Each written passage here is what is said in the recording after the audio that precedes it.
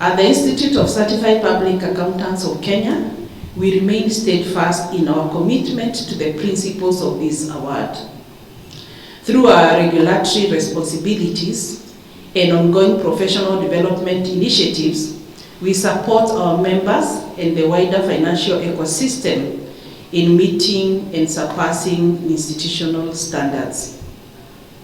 We are expanding capacity building programs on IPSAS, IFRS, the ESG, which includes the IFRS S1 and S2 reporting, strengthening our partnerships and the global standard setting organizations, and refining the FiRe award evaluation criteria to better capture emerging trends such as the sustainability reporting, stakeholder inclusivity, and digital transformation in reporting.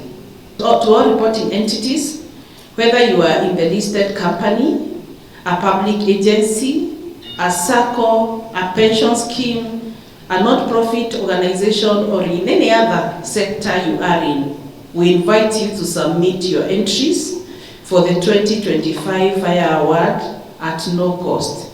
And I repeat, at no cost.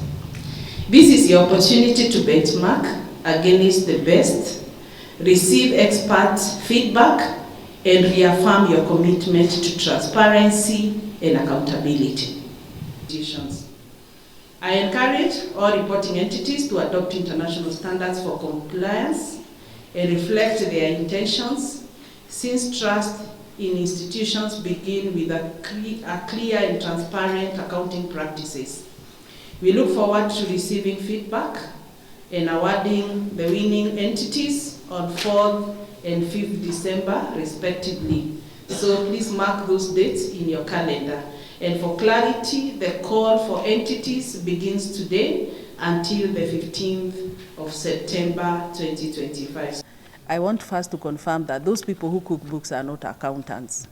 They're called quacks who masquerade as accountants, and therefore we have really been on the outlook. I think last year you saw we carried out a raid in Embu where we were able to pick those who are, we call them quacks, who masquerade as accountants, and they are doing the work of accountants, and yet they don't have the requisite qualifications.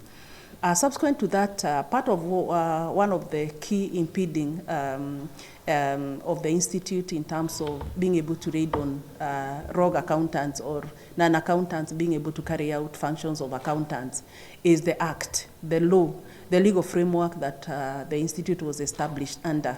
And currently, and I know that is already almost in the public domain, we are reviewing the Accountants Act so that we can bring everybody into the net of the regulation.